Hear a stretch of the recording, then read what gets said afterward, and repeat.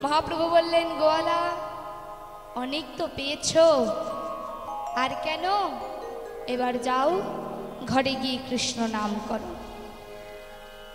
এখন মা আবার মহাপ্রভু পথ চলতে শুরু করেছেন। পথে চলতে চলতে বেশ কয়েকটা দিন পার হয়ে গেছে। মহাপ্রভু আমার গোবিন্দ ঘোষকে বলছে, গোবিন্দ আচ্ছা এটা কোথায় এলাম বলো তো? দয়াময় তুমি চিনতে পারছো না এটা যে পূর্বস্থলী? ও আমরা পূর্বস্থলীতে এসে গিয়েছি। তাহলে গোবিন্দ আজ তুমি এখানেই ভিক্ষার ব্যবস্থা করো। আমার সন্ন্যাস নেওয়ার পর সেবা নেওয়াকেই বলা হয় ভিক্ষা নেওয়া। তোমার গোবিন্দ ঘোষের মাথায় যেন বাজ পড়েছে। প্রভু যদি একা সেবা নিতে চাইতেন তাহলে সেবার ব্যবস্থা হয়ে যেত, কিন্তু এত ভক্তের সেবার আয়োজন আমি করব কেমন করে? এত ভক্তের সেবার আয়োজন আমি করব কেমন করে? কিন্তু মা যার ভাবনা তো সেই ভাবে। মহাপ্রভু যে পূর্বস্থলীতে এসেছে কথাটা কি আর গোপন আছে? নেই, গোপন নেই, সর্বত্র ছড়িয়ে পড়েছে।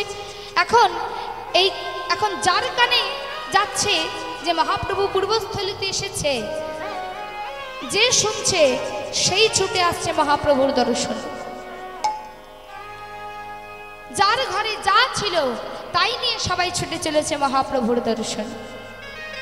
ওমা যার দেবার মতো কিছু আছে সামর্থ্য সে তো নিয়ে চলেছে, কিন্তু যার দেওয়ার মতো কিছু নাই, যার ঘরে কিছু নাই, যে কাঙাল, তারও তো মনে বাসনা হয় যে আমিও গৌর হরিকে একটু দর্শন করব, আমিও প্রভুকে একটু সেবা দেব। মহাপ্রভু যখন পূর্বস্থলীতে ছিলেন, নবদ্বীপে ছিলেন, তখন এক ভক্ত তাকে প্রতিদিন থোর কলা মোচা বিনামূল্যে সেবা দিতেন। সেই ভক্তের নামটা কি আপনাদের জানা আছে মা? জানা নেই? সেই ভক্তের নাম হলো শ্রীধর। সেই শ্রীধরও আজকে কাঁদছে, দয়াময় আমারও যে মনে বড় বাসনা যে আমিও তোমায় একটু সেবা দেব, কিন্তু দয়াময় দেখো আজ আমার কি অবস্থা, আজ যে আমি তোমায় একটু সেবা দেব, কিন্তু আমার কাছে যে তোমাকে দেবার মতো কিছু নাই গো। ওমা শ্রীধর প্রতিদিন থোর কলা মোচা আগে প্রভুর জন্য তুলে রাখতো, এটা আমার মহাপ্রভুকে সেবা দেব, আর বাকি থোর কলা মোচা নিয়ে যেত বাজারে বিক্রি করে তার সংসার চালাবে বলে। আচ্ছা শ্রীধরও কাঁদছে, দয়াময় আমারও যে মনে বড় বাসনা তোমাকে একটু সেবা দেব, কিন্তু দয়াময় আমি যে তোমাকে সেবা দেব, আমার ঘরে যে তোমাকে দেবার মতো কিছু না। হরি গিরি পূজিব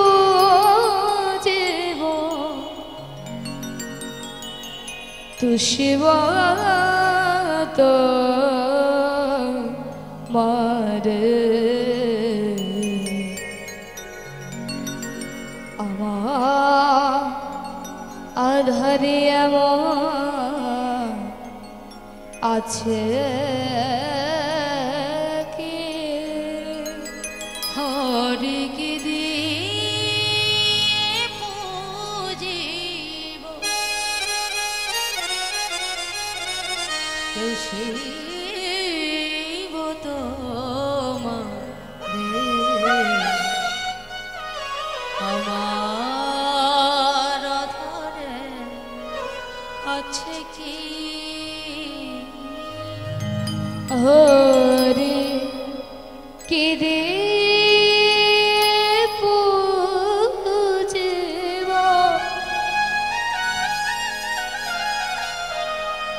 তু শিব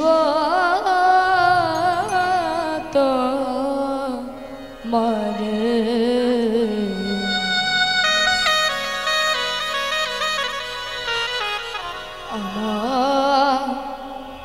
আধারে এমন আছে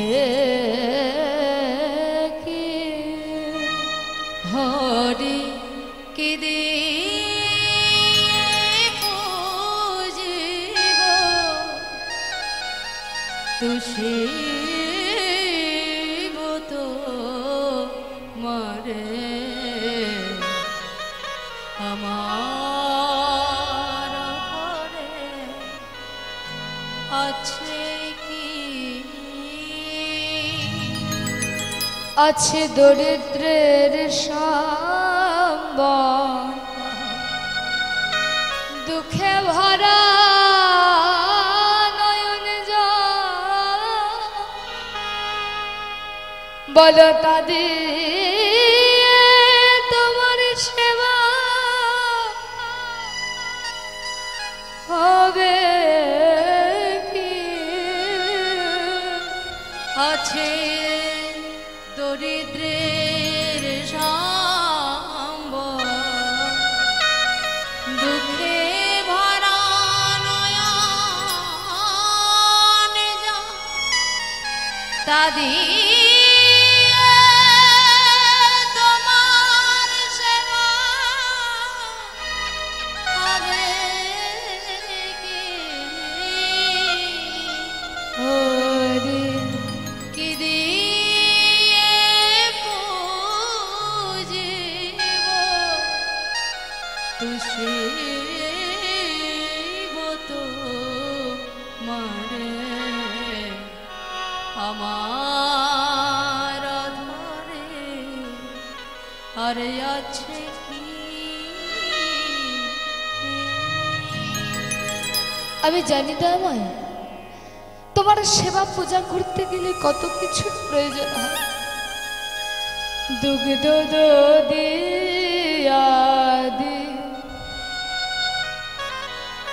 নানা উপাদানে তোমার চরণে পূজা তুলসী চন্দনে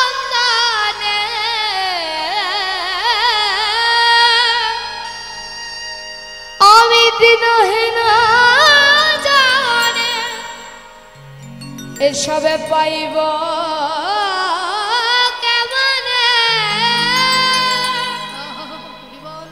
বলো অর্থ বিনে এসবে মেলে কি হরি কি দিয়ে পুজিব তুষিব তো মারে আমার ধরে আরে আছে কি এই চিন্তা করতে করতে যখন সে ধর কাঁদছে মা তখন হঠাৎ দেখছে তার বাড়ির কলা গাছে একটা মোচা হয়েছে দেখো মা ভগবানের জন্য কাঁদলে পাওয়া যাবে না এমন কি হয় সুধর সেই মোচাটাকে বুকের মাঝে জড়িয়ে ধরে বলছে করুণাময় তোমার এত করুণা এত কৃপা সেই মোচাটাকে বুকের মাঝে জড়িয়ে ধরে ছুটতে ছুটতে চলেছে গৌর হরি গৌর হরি গৌর হরি গো যেন নিজ গুণে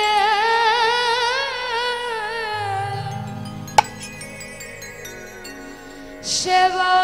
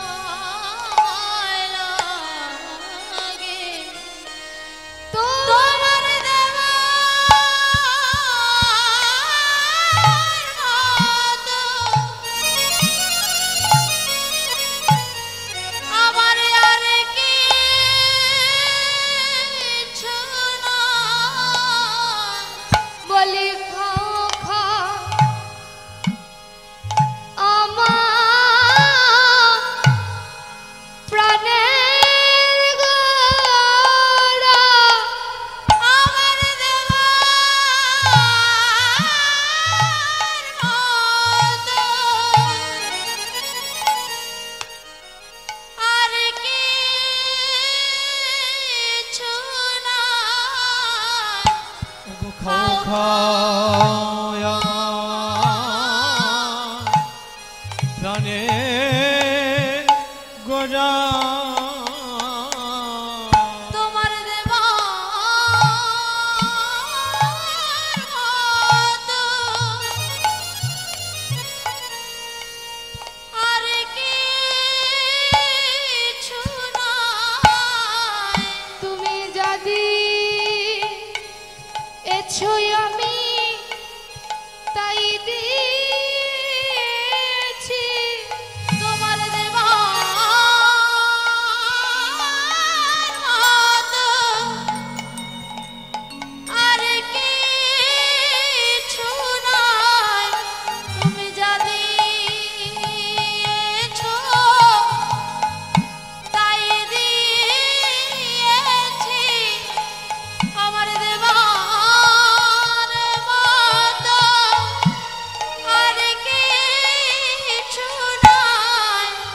খাও খাও আমার প্রাণের গোরা। তুমি যদি এছো তাই রেছি। এবারে নিজ গুণে খাওয়া যা দিয়েছো তাই দিয়েছি। তোমায় দেওয়ার মতোই আমার কিছুই তো নাই। তুমি যা দিয়েছো তাই দিয়েছি। খাও খাও আমার প্রাণের গোরা। যা দিয়েছো তাই দিয়েছি। খাও খাও আমার প্রাণের গোরা। যা দিয়েছো তাই দিয়েছি। খাও খাও আমার প্রাণের গোরা। যা দিয়েছো তাই দিয়েছি। নিজ গুণে সেবাই নাও গো। তুমি যা দিয়েছো তাই দিয়েছি। নিজ গুণে সেবাই নাও গো। তুমি যা দিয়েছো তাই দিয়েছি। দেওয়ার মতোই আমাদের কিছুই তো নাই। তাহলে খাও খাও আমার প্রাণের গোরা। এবার নিজ গুণে সেবাই নাও গো। তুমি যা দিয়েছো তাই দিয়েছি। খাও খাও আমার প্রাণের গোরা। তুমি যা দিয়েছো তাই দিয়েছি। নিজ গুণে সেবাই নাও গো। তুমি যা দিয়েছো তাই দিয়েছি। খাও খাও আমার প্রাণের গোরা। তুমি যা দিয়েছো তাই দিয়েছি। খাও খাও আমার প্রাণের গোরা। যা দিয়েছো তাই দিয়েছি। ওগো খাও খাও আমার প্রাণের গোরা। যা দিয়েছো তাই দিয়েছি। খাও খাও আমার প্রাণের গোরা। যা দিয়েছো তাই ওগো দিয়েছি। খাও খাও আমার প্রাণের গোরা। দিয়েছো তাই ওগো দিয়েছি। খাও খাও আমার প্রাণের গোরা। যা দিয়েছো তাই দিয়েছি। এবার নিজ গুণে সেবাই নাও গো। বিদায় গৌর হরি বল হরি বল ওগো হরি নিজ বল। গুণে সেবা করো। যা দিয়েছো তাই দিয়েছি। গুণে সেবা করো। যা দিয়েছো তাই দিয়েছি। ওগো নিজ গুণে সেবা করো। যা দিয়েছো তাই দিয়েছি। যেন নিজ নিজ গুণে সেবায় লাগে। এখন মা যার ঘরে যা ছিল তাই নিয়ে সবাই ছুটে চলেছে গৌর দর্শনে। কেমন ভাবে আজি আনন্দে ধা ওলো সবে গৌরাঙ্গ দেখিতে, গৌরাঙ্গ দেখি আনন্দে ধা হলো সবে গৌরাঙ্গ দেখিতে, গৌরাঙ্গ দেখিতে। আজি আনন্দে ধা ওলো সবে গৌরাঙ্গ দেখিতে, গৌরাঙ্গ দেখি আজি আনন্দে ধাম ওলো সবে গৌরাঙ্গ দেখিতে, গৌরাঙ্গ দেখিতে। গড়া গড়া গড়া বলি, গোরা গোরা গোরা বলি, গোরা গোরা গোরা বলি, গড়া গড়া গড়া বলি, গোরা গোরা গোরা বলি।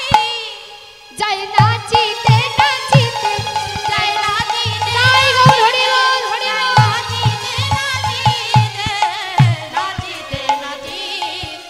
গোরা গোরা গোরা বলি, গোরা গোরা গোরা বলি। যাই নাচিতে নাচিতে, নাচিতে নাচিতে। কেহ নাচে কেহ গায় কেহ বলে হরি, কেহ বলে হরি। কেহ নাচে কেহ গায় কেহ বলে হরি, কেহ বলে হরি। ধুলাতে পড়িয়া কেহ দেয় গড়া গড়িয়া, আর ধুলাতে করিয়া কেহ যায় গড়া গড়ি। ধুলাতে পড়িয়া কেহ দেয় গড়া গড়িয়া। ধুলাতে পড়িয়া কেহ যায় গড়া গড়ি। তাদের আনন্দ আর ধরে না রে, নদীর আনন্দ আর ধরে নদী। আনন্দ আর ধরে না রে। তাদের আনন্দ আর ধরে না রে। প্রাণের গৌর দেখবে বলে আনন্দ আর ধরে না রে। তারা প্রাণের গৌর দেখবে বলে আনন্দ আর ধরে না। তাদের প্রাণের গৌর দেখবে বলে আনন্দ আর ধরে না রে। তারা প্রাণের গৌর দেখবে তাদের বলে আনন্দ আর ধরে না রে। তাই গৌর হরি বল তাদের হরি বল, আনন্দ হরি আর বল। ধরে না রে। প্রাণের গৌর দেখবে বলে আনন্দ আর ধরে না রে। প্রাণের গৌর দেখবে বলে আনন্দ আর ধরে না। আনন্দ আর ধরে না রে, আনন্দ আর ধরে না। আমার ধুলাতে পড়িয়া কেহ দেয় গড়া গড়ি, ধুলাতে পড়িয়া কেহ দেয় গড়া গড়ি। মহাপ্রভু বলছে গোবিন্দ বড় চিন্তায় পড়েছিলে না, কি দিয়ে কি হবে। নাও নাও এবার তাড়াতাড়ি সেবার আয়োজন করো দেখি। গোবিন্দ ঘোষ সবার জন্য সেবার আয়োজন করেছে। সর্বপ্রথমে আমার গৌর হরি সেবায় বসেছে, সকলের জন্য প্রসাদ রেখেছে। এবার সেবা অন্তে অচমন করে গোবিন্দ ঘোষের কাছে গিয়ে হাতটা পেতে দাঁড়িয়েছে। কই গোবিন্দ দাও, কি দেব দয়াময়? সে কি তুমি জানো না আমার সেবার আনতে কি লাগে? আমি সত্যি জানি না দয়াময় তোমার সেবার আনতে কি লাগে। আরে মুখশুদ্ধি গো মুখশুদ্ধি। ও তা তোমার কি মুখশুদ্ধি লাগবে বলো, সেটাও জানো না? হরিত কি গো হরিত কি? ও তা দয়াময় তুমি তো হঠাৎ করে আমার কাছে চেয়ে বসলে, আমার কাছে তো এখন হরিত কি নেই। আমি পূর্বস্থলী গ্রামটা একবার ভিক্ষা করে আসি, দেখি একটা হরিত কি পাওয়া যায় কিনা। এই বলে গোবিন্দ ঘোষ আমার চলেছেন কেমন ভাবে। আজ মুখ শুদ্ধি বাগিবার তরে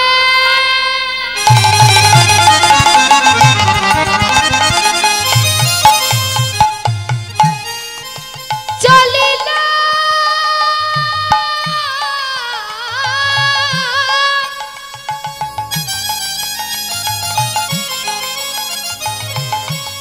আমার গোবিন্দ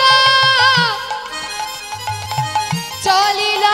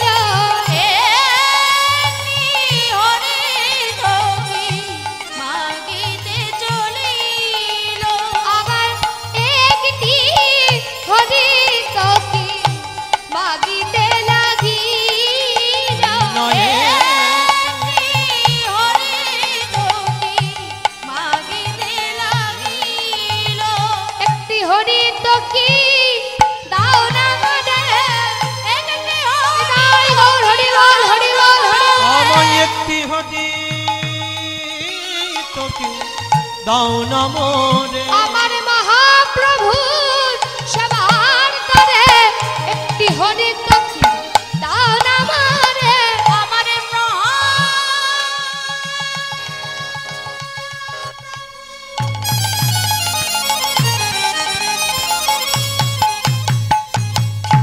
সেবারে তরে একটি হরি তোকে দাও না মোরে আমার মহাপ্রভু সেবার একটি হরি তোকে দাও না মোরে আমার মহাপ্রভু সেবার একটি হরি তোকে দাও না মোরে হরি বল হরি বল একটি হরি তোকে দাও না মোরে মহাপ্রভু সেবার তরে হরি তোকে দাও না মোরে আবার একটি হরি তোকে মাগিয়া লই যা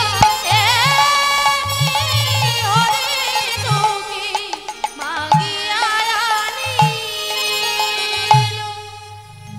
এখন হরিতকিটা নিয়ে যখন ফিরে আসছে মা মহাপ্রভু যেখানে ছিলেন সেখান থেকে গ্রামে যেতে 6 ক্রোশ পথ তাহলে যেতে 6 ক্রোশ আসতে 6 ক্রোশ মোট 12 ক্রোশ পথ হাঁটবার পর গোবিন্দ ঘোষ আর চলতে পারছে না।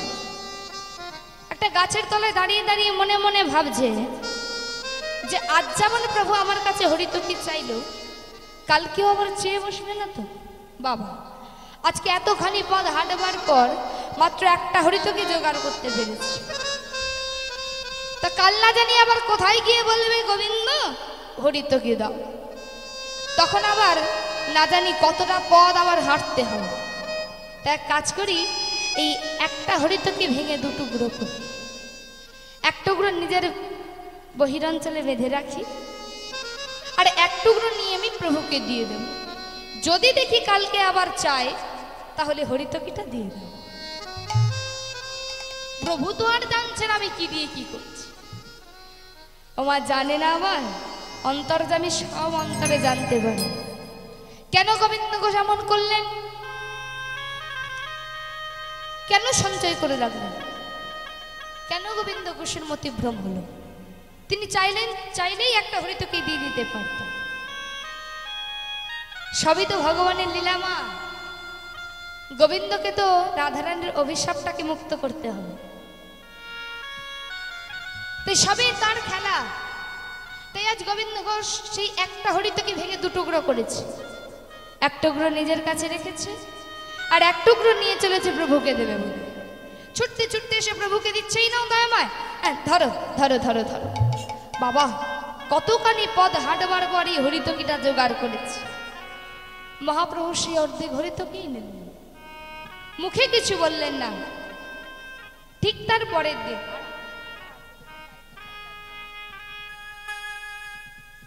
তোমা ঠিক তার পরের দিন চলো গোবিন্দ আবার আমরা পথ চলতে শুরু করি কেমন ঠিক তার পরের দিন পথ চলতে চলতে মহাপ্রভু আমার বলে উঠলেন গোবিন্দ আজ এটা কোথায় এলাম বলো তো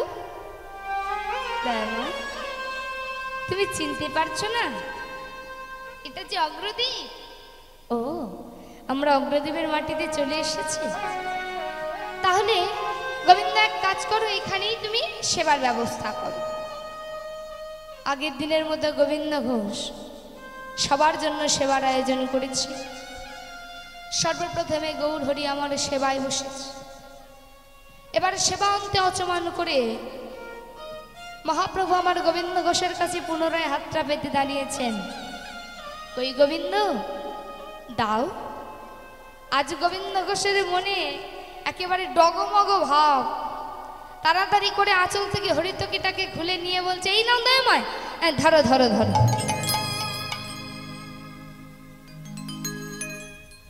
এই নাও দয়াময় ধরো ওমা মহাপ্রভু আমার বলছে গোবিন্দ আমার মনে আছে কাল যখন আমি তোমার কাছে হরিতকিটা চেয়েছিলাম তখন তোমার হরিতকি দিতে খানিক বিলম্ব হয়েছিল আজ বলা মাত্রই তুমি এত তাড়াতাড়ি পেলে কোথায় কোথায় পেলাম জানো দয়াময় কাল যখন তুমি আমার কাছে হরিতকি চেয়েছিলে আমি অনেক কষ্ট করে একটা হরিতকে জোগাড় করেছিলাম, সেই একটা হরিতকে ভেঙে দুটুকরো করেছিলাম। এক টুকরো তোমাকে দিয়েছিলাম আর এক টুকরো নিজের কাছে রেখেছিলাম। আমি জানতাম তো তুমি আমার আজকে চাইবে, তাই আমি ভেবেছিলাম এই যে নিজের কাছে যে হরিতকিটা রেখেছিলাম সেটাই তো আজকে তোমাকে দিলাম। বাহ গোবিন্দ বাহ, এ তো তুমি আমার উপযুক্ত ভক্ত দেখছি। এতদিন আমার সঙ্গে থেকে তুমি বুঝি এই শিক্ষাই পেয়েছো। কেন দয়াময়, আমি কি কিছু ভুল করেছি? না, তুমি ভুল করতে যাবে কেন? ভুল করেছি তো আমি। তুমি ভুল করেছো মানে? আমি ভুল করেছি তোমাকে আমার সঙ্গী করে নিয়ে। কি বলছো দয়াময়?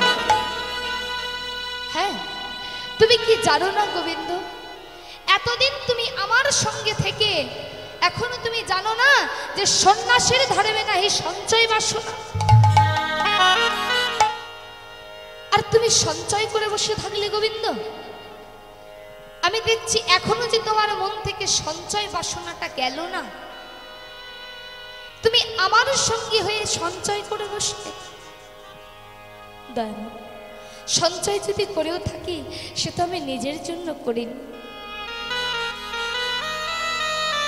সঞ্চয় করে থাকলে সে তো আমি তোমার জন্য করেছি। শোনো গোবিন্দ, তুমি আমার সঙ্গী হয়ে তুমি সঞ্চয় করেছো, তাই শুনে রাখো, আজ থেকে তুমি আর আমার সঙ্গী নও। আজ আমি তোমাকে এই মুহূর্তে আমার সঙ্গে থেকে ত্যাগ করলাম। চলো ভক্তগণ, আজই আমরা এই মুহূর্তে এই অগ্রদ্বীপের মাটি ছেড়ে চলে যাব। গোবিন্দ ঘোষ আছাড় খেয়ে পড়েছে মহাপ্রভুর চরণে। না না, তুমি আমাকে ছেড়ে চলে যেও না, আমি যে তোমাকে ছাড়া বাঁচতে পারবো না। না যায় না,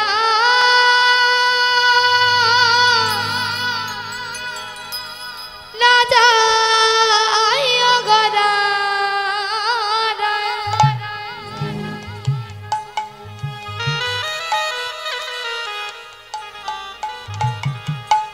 আমার গো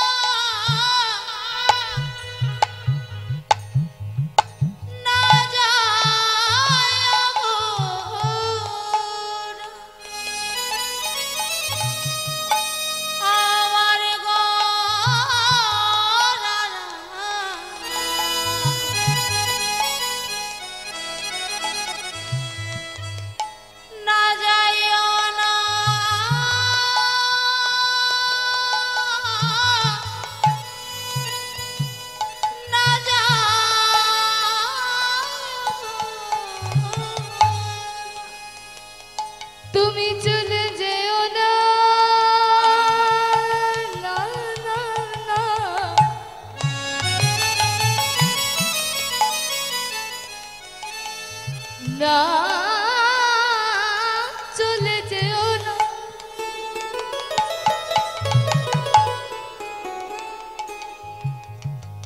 গৌর হরি তোমার মতো আমায় কেউ ভালোবাসে না।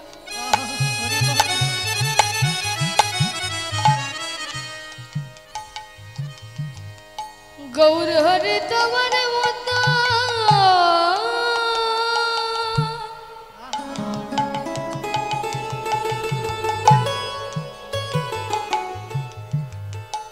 আমায় কেউ ভালোবাসে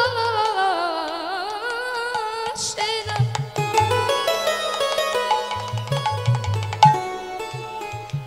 না যায় না গোরা, না যায় না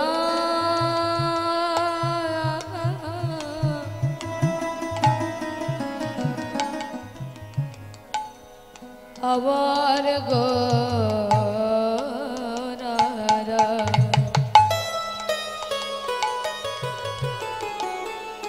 না যায় না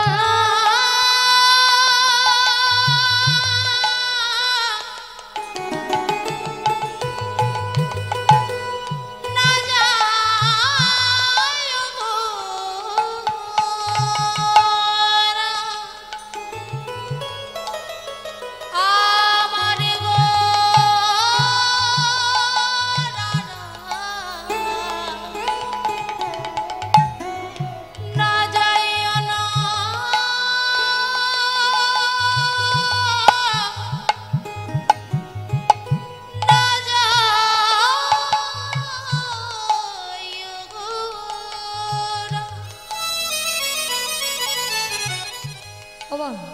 এ জগতে আমাদের তো অনেক কিছুই আছে, কিন্তু ভক্তের তো আর ভগবান ছাড়া আর কেউ নেই।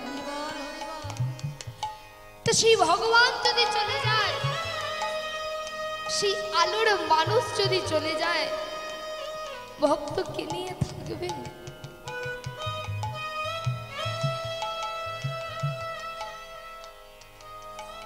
আমার যে মায়ের কোল থেকে সন্তান চলে যায়, সে মাকে গিয়ে একবার জিজ্ঞাসা করবেন তো তার মনের অবস্থাটা কেমন।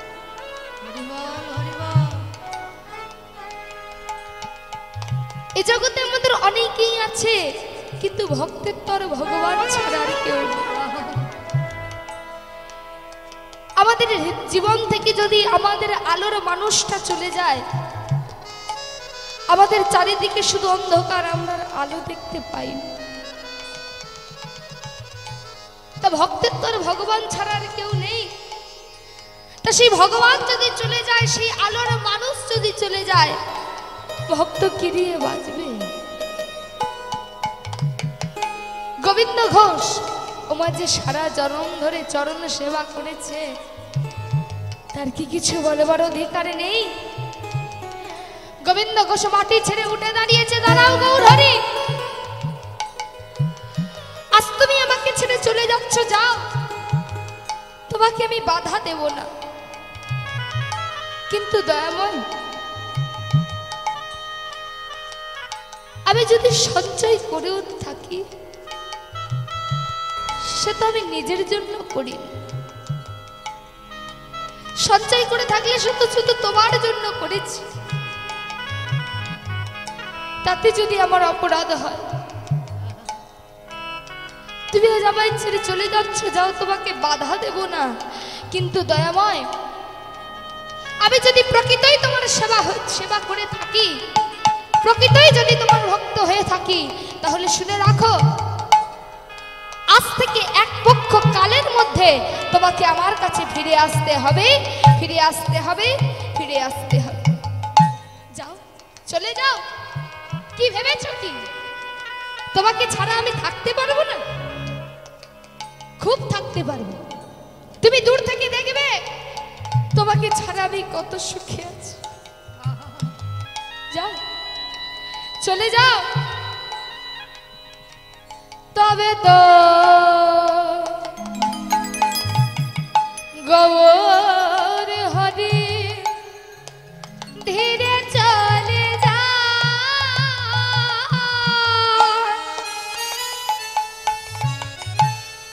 ভক্তগণ সবে মিলে তারা হরি গুণ গায়, তারা হরি গুণ গায়, তারা হরি গুণ গায়।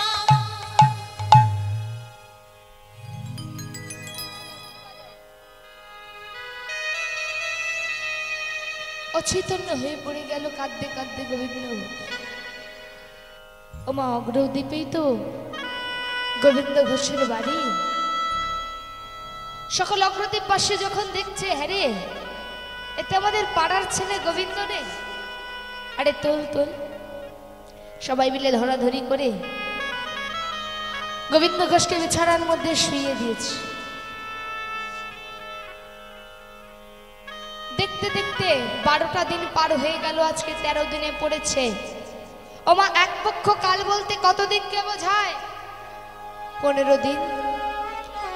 তা আজকে 13 দিন হলে 15 দিন হতে মাত্র কদিন বাকি মা? 2 দিন বাকি। গোবিন্দ ঘোষ মনে মনে ভাবছি, দয়াময়, আমি বলেছিলাম তুমি এক পক্ষ কালের মধ্যে আবার কাছে আসবে, তুমি যখন এলে না, তাহলে প্রাণ আমিও আর রাখবো না। মুখে তোমার নাম নিয়ে তবে গঙ্গার জলে গিয়ে ডুবে মরবো। সবাই জানবে তুমি আমাকে ত্যাগ করলেও তোমার নাম আমি ছাড়িনি। গৌর নাম করতে করতে গঙ্গার দিকে ছুটে চলেছে। ওমা, রাধারানীর অভিশাপের জন্য তো মহাপ্রভু গোবিন্দ ঘোষকে ছেড়ে চলে গিয়েছিলেন, কিন্তু ভক্তকে কি ভগবান কখনো মরতে দিতে পারে? মহাপ্রভু তখন ছিলেন রামকেলিতে। সেই রামকেলি থেকে একটি কোষ্ঠী পাথর জলে ভাসিয়ে দিয়েছিল। সেই কোথায় রামকেলি আর কোথায় অগ্রদ্বীপ, সেই রামকেলি থেকে সেই কোষ্ঠী পাথর ভাসতে ভাসতে গোবিন্দ ঘোষের বক্ষ পরে গিয়ে স্পর্শ করেছে। যে স্পর্শ করেছে গোবিন্দ ঘোষ সরিয়ে দিয়েছে।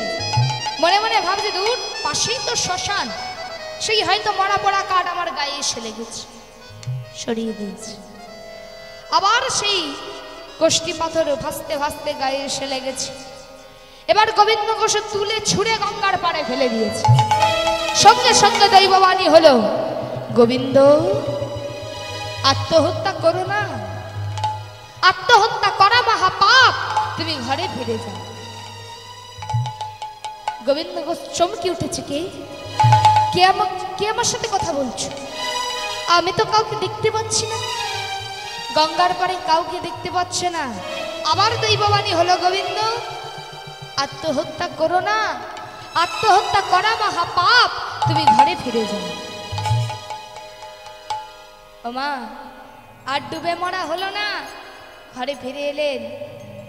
গোবিন্দ ঘোষ বিছানায় শুয়ে শুয়ে কৃষ্ণ নাম করছে। প্রভাত কাল, দরজাটা বন্ধ। হঠাৎ শুনতে পারছেন কি যেন কৃষ্ণ নাম করতে করতে এদিকে এগিয়ে আসছে। প্রভাত সময় আলো,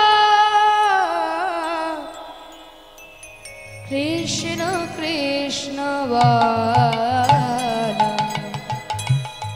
প্রভাত সময় হলো, কৃষ্ণ কৃষ্ণ বলো। প্রভাত সময় আলো, কৃষ্ণ কৃষ্ণ বলো। প্রভাত সময় হলো, কৃষ্ণ কৃষ্ণ নাম ভজ, নাম চিন্ত, নাম করছ, নাম বিনা কলিযে গতি নাহি আর। যেই নাম সেই কৃষ্ণ ভজনিষ্ঠা করি, নামের সহিতে আছে অপরে সে হরি। নাম ভজ, নাম চিন্ত, নাম করস। হরি বল, হরি বল, হরি বল,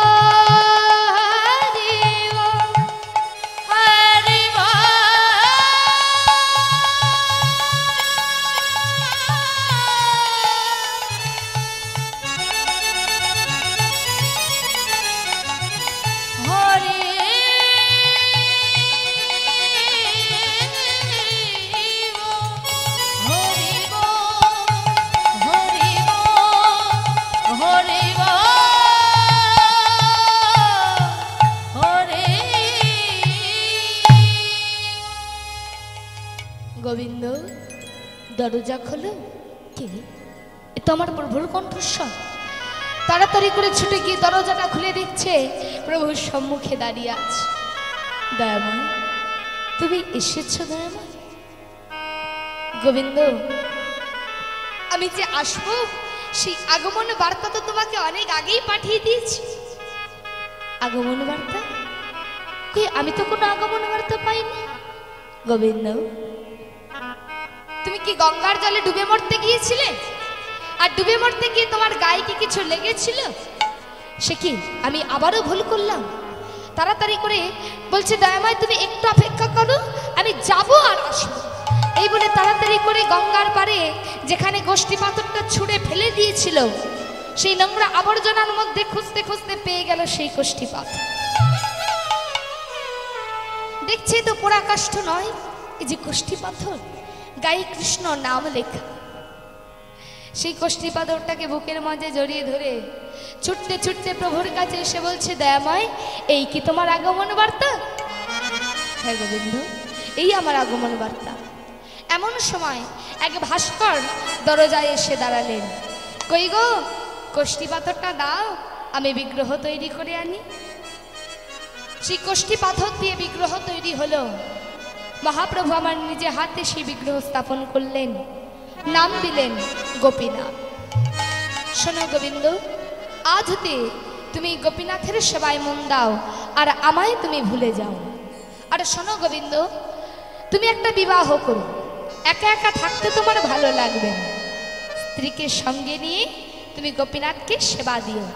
শোনো গোবিন্দ, দিনে 4 বার সেবা দিও, আর কখনো যেন কিছু সঞ্চয় করে রেখো না। ভিক্ষা করে যা পাবে তাই দিয়ে গোপীনাথকে সেবা দেব। মহাপ্রভু আমার চলে গেলেন, দিনে 4 বার গোপীনাথকে সেবা দেয়। প্রভুর বাক্য কখনো লঙ্ঘন করা যায় না। মা গোবিন্দ ঘোষ বিবাহ করলেন, স্ত্রীর নাম মাধবী। মাধবী যেদিন থেকে ঘরে এলো, গোপীনাথের সেবা দিতে লাগলো দিনে 3 বার। দেখেছেন সংসার পেলে কি হয়? এই আমাদেরই মতো। হ্যাঁ, সংসার পেলে কি হয়? আমরা নিজেদের খাওয়াটার কথা ঠিক মাথায় রাখি, কিন্তু ভগবানকে যে কখনো সেবা দেব সেটাই ভুলে যাই। যতই হোক তো স্ত্রী, এক রঙ্গরসের সময় কেটে যায়।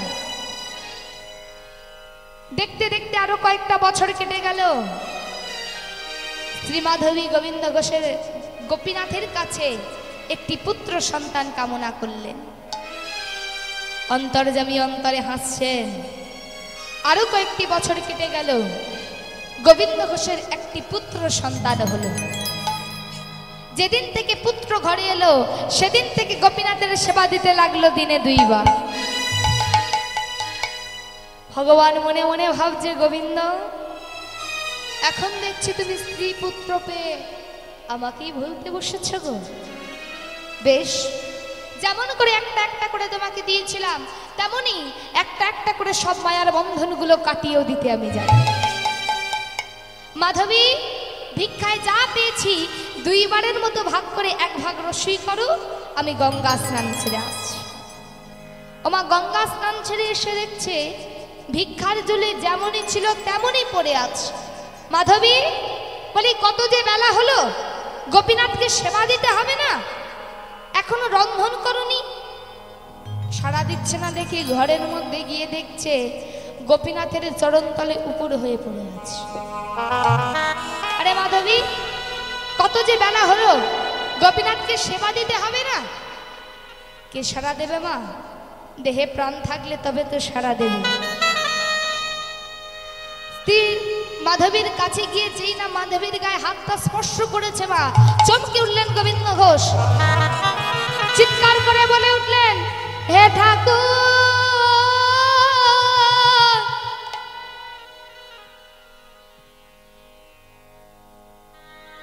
এই কি তোমার লীলা?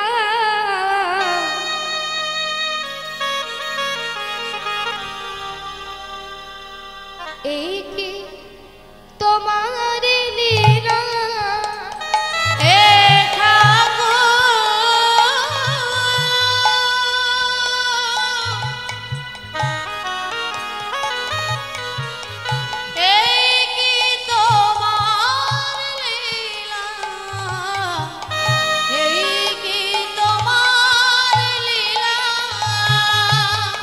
মায়ার বাঁধনে বেঁধেছিল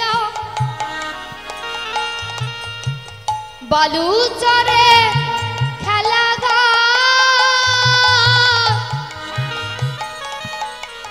বুঝি নাই আমি, বুঝি নাই কবু, জীবনে উঠিবে ঝড়, চলে গেলে আসে না তো ফিরে চলে গেলে আসে না তো ফিরে চলে গেলে আসে না তো ফিরে চলে গেলে আসে না তো ফিরে এই কি ভাবের খেলা এই কি তোমার লীলা এই কি তোমার লীলা হে ঠাকুর এই কি তোমার লীলা এই কি তোমার লীলা নিজের স্ত্রীকে নিজের হাতে সৎকার করে এলেন। ঘরের মধ্যে সে বিগ্রহ গোপীনাথের সম্মুখে দাঁড়িয়ে বলছে, গোপীনাথ তুমি আমার স্ত্রীকে কেড়ে নিয়েছো, আমি তোমায় কিছু বলিনি, কিন্তু আমার পুত্রকে যেন তুমি কেড়ে নিও না, ও যে আমার একমাত্র সম্বল। নিজের পুত্রকে ওমা, কিন্তু ভগবান কি বললেন, যে করে আমার আশ আমি তারই করি সর্বনাশ, তথাপিও যদি না ছাড়ে সে আমার পাশ, আমি তখন হই তার দাসের অনুদাস। ছোট্ট ছেলেটার বয়স হয়েছে মাত্র 5 বছর। বিগ্রহ গোপীনাথের সেবার বস্তু পুত্র গোপীনাথকে দিয়ে দিচ্ছে, আবার পুত্র গোপীনাথের সেবার বস্তু বিগ্রহ গোপীনাথকে দিয়ে দিচ্ছে। সব ভুল হয়ে যাচ্ছে। ভগবান মনে মনে চিন্তা করলেন, না না, শেষে কিনা আমার ভক্ত সেবার অপরাধী হবে, এ তো হবে না, তাই শেষ বন্ধনটাকেও কাটিয়ে দিতে হবে। তাই আমার ছোট্ট ছেলেটার বয়স হয়েছে মাত্র 5 বছর। পুত্র গোপীনাথ প্রতিদিন বনে খেলতে যায়, খেলার শেষে সকলের মাস, কিন্তু তার মা আসে না। ছুটে যায় বাবার কাছে, জানতে চায়, বাবা ও বাবা, জানো তো আমি তো প্রতিদিন খেলতে যাই, খেলার শেষে সকলের মা আসে, কিন্তু বাবা আমার তো মা আসে না, বলো না বাবা আমার মা কোথায়? পরম স্নেহে পুত্রকে কোলে তুলে নেয়, মুখে কিছু বলতে পারে না, কিন্তু কতদিন এভাবে না বলে থাকবে? একদিন বলেই ফেললো, যা ওই বিগ্রহ গোপীনাথের কাছে গিয়ে জিজ্ঞাসা কর তোর মা। ছোট্ট ছেলে মাসে কিছু জানে না। বাবা যখন গঙ্গা স্নানে গিয়েছে, বিগ্রহ গোপীনাথের সম্মুখে মাথা খুঁড়ছে আর বলছে, বলে দা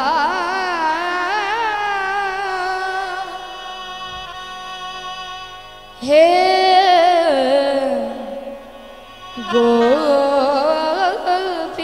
গোপীনাথ, বলো কোথায় আমার মা? বলে দা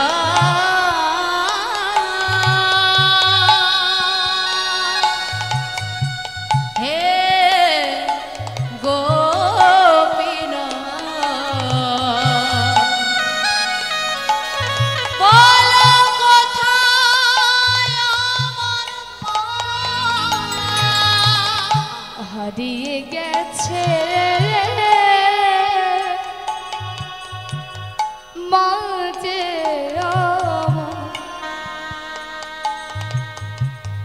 হারিয়ে গেছে মাঝে আমার, খুঁজে পেলাম না, না বলো কোথায় আমার মা?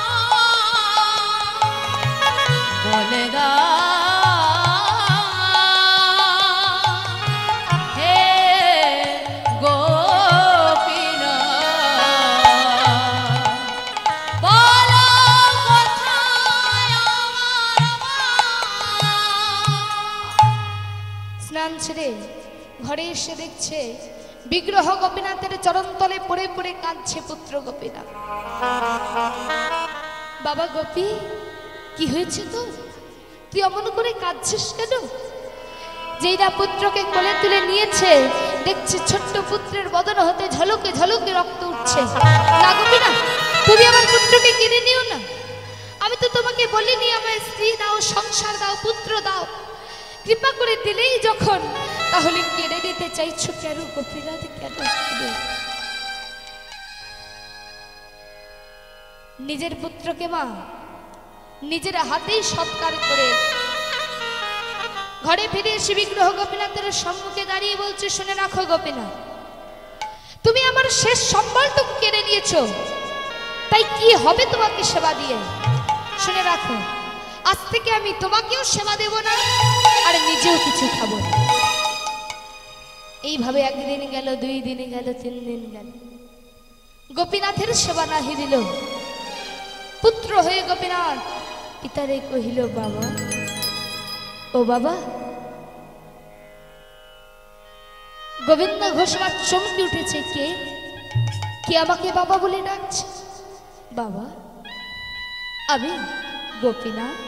খবরদার, খবরদার, তুমি আমাকে বাবা বলে ডাকবে না। বাবা, আচ্ছা বলো তো, কোন পিতার যদি 2টো সন্তান থাকে, তার মধ্যে যদি একটা সন্তান মারা যায়, সেই পিতা কি তার আর একটা সন্তানকে না খাইয়ে রেখে দেয়? বাবা, বাবা, তুমি আমাকে 3 দিন ধরে কিছু খেতে দাও, আমার যে বড় খিদে পেয়েছে বাবা। গোবিন্দ ঘোষ বলছে, আচ্ছা গোপীনাথ, তখন থেকে যে আমাকে বাবা বাবা বলে ডাকছো, আচ্ছা বলতে পারো, এই জগতে প্রতিটা পিতামাতা একটা পুত্র সন্তানের কামনা করে কিসের জন্য? কারণ শেষের দিনে সেই সন্তান তাদের শেষ ক্রিয়াটুকু সম্পন্ন করবে বলে। তুমি তো আমার জন্য এমন কাউকে রাখলে না যে আমার শেষ ক্রিয়াটুকু সম্পন্ন করবে। আচ্ছা গোপীনাথ, তখন থেকে যে আমাকে বাবা বাবা বলে ডাকছো, আচ্ছা বলো তো, আমি মারা গেলে তুমি কি আমার শেষ ক্রিয়াটা সম্পন্ন করবে? আমি জানি তুমি করবে না, কারণ তুমি তো একটা কোষ্ঠী পাথরের বিগ্রহ ছাড়া কিছু না। বাবা, আমি তোমাকে কথা দিচ্ছি, তুমি মারা গেলে আমি তোমার শেষ ক্রিয়া সম্পন্ন করব। কি বললে? আমি মারা গেলে তুমি কাছা নেবে? নেব। হবিষ্যি করবে? করব। আমি মারা গেলে তুমি পিণ্ড দেবে? দেব। চুপ করো, চুপ করো, তুমি আরে বলো না। আমি জানি তুমি করবে না, কারণ তুমি তো একটা কোষ্ঠী পাথরের বিগ্রহ। বাবা, আমি তোমাকে যে প্রতিজ্ঞা করলাম, পৃথিবীতে যতদিন চন্দ্র সূর্য উদিত হবে ততদিন আমি তোমার সাধ্য ক্রিয়া করে যাব। এই গোবিন্দ ঘোষের চৈতন্য ফিরল, এ কি, আমি এতদিন কাকে না খাইয়ে রেখেছিলাম? আমার গোপীনাথকে আমি না খাইয়ে রেখেছিলাম। তাড়াতাড়ি করে ভিক্ষায় বেরিয়েছে, ভিক্ষা করে যা পেয়েছে তাই দিয়ে গোপীনাথকে সেবা দিচ্ছে। গোপীনাথ, তুমি আমাকে ক্ষমা করো, আমি সংসার পেয়ে, পুত্র পেয়ে, স্ত্রী পেয়ে তোমাকেই ভুলে গিয়েছিলাম, তুমি আমাকে ক্ষমা করো গোপীনাথ। এইভাবে কেটে গেল কয়েকটা বছর। গোবিন্দ ঘোষ বৃদ্ধ হয়েছে, ভিক্ষায় যেতে পারে না, শয্যা নিয়েছে। শেষের দিনে সবে যেন গোবিন্দ ঘোষের বিস্মরণ হয়ে যাচ্ছে। তিনি মনে মনে ভাবছেন, তার মাথার শিওরে যিনি বসে আছেন সে হয়তো তার পুত্র গোপীনাথ। বাবা গোপী, আমায় একটু গোপীনাথের চরণামৃত এনে দিবি বাবা? দেব। সচরণামৃত পান করালেন গোবিন্দ ঘোষকে। বাবা, এবার একটু আমার নাম শোনাবি? বলো বাবা, বলো। হরে কৃষ্ণ হরে কৃষ্ণ কৃষ্ণ কৃষ্ণ হরে হরে, হরে রাম রাম রাম হরে হরে।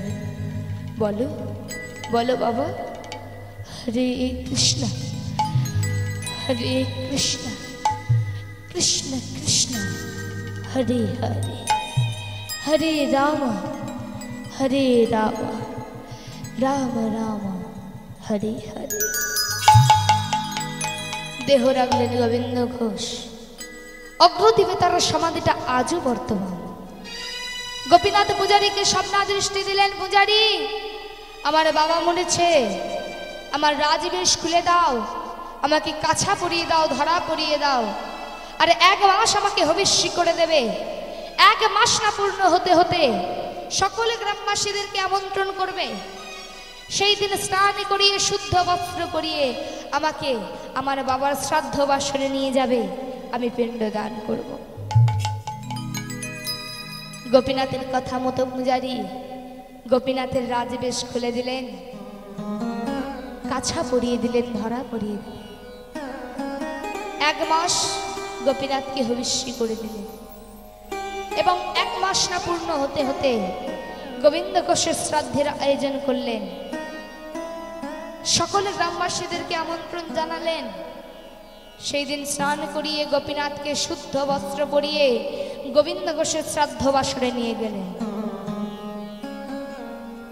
ওমা, কেউ এলেন তাচ্ছিল্যের নয়ন নিয়ে, কেউ এলেন উপহাসের নয়ন নিয়ে, কিন্তু যে ভক্তির নয়ন নিয়ে এলো, তারা দেখলো গোপীনাথ পিণ্ড হাতে নিয়ে দাঁড়িয়ে রয়েছে আর তার নয়ন পদ্ম হতে বিগলিত অশ্রুধারা বয়ে চলেছে।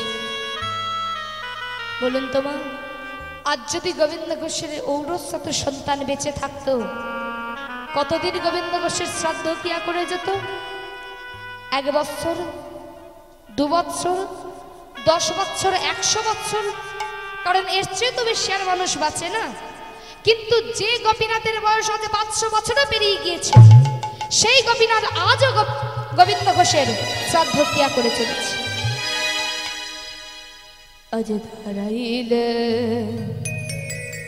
গোপীনাথ পিণ্ড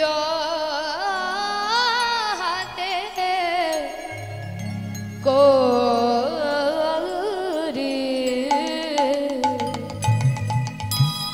দাঁড়াইলে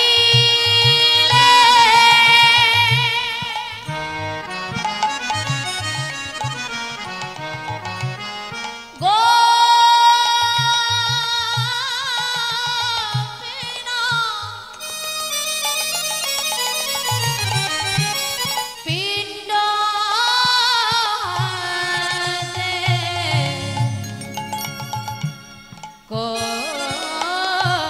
করি দাঁড়াইলে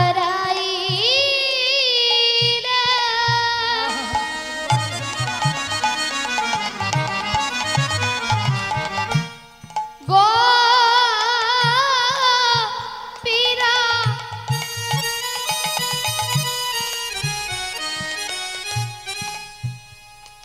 আজ পিণ্ড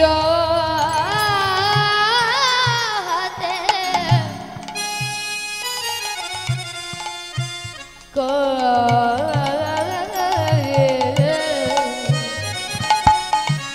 দাঁড়াইলে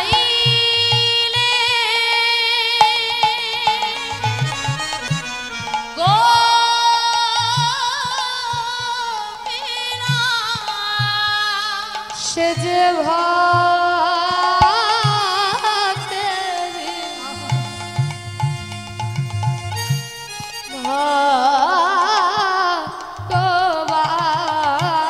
সে যে ভক্তেরি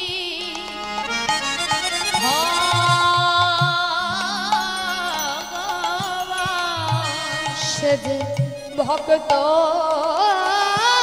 বাঞ্ছা পূর্ণ করে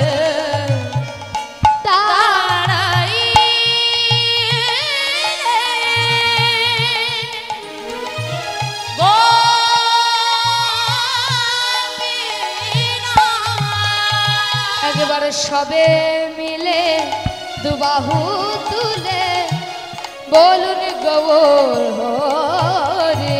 একবার সবে সবে মিলে দুবাহু তুলে বলুন গৌর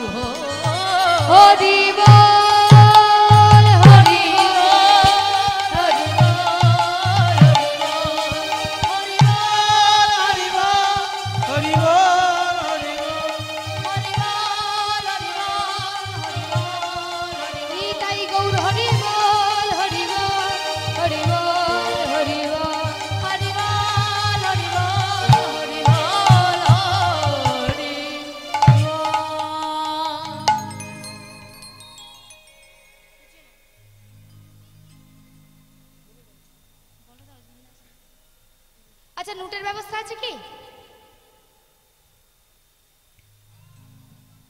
আচ্ছা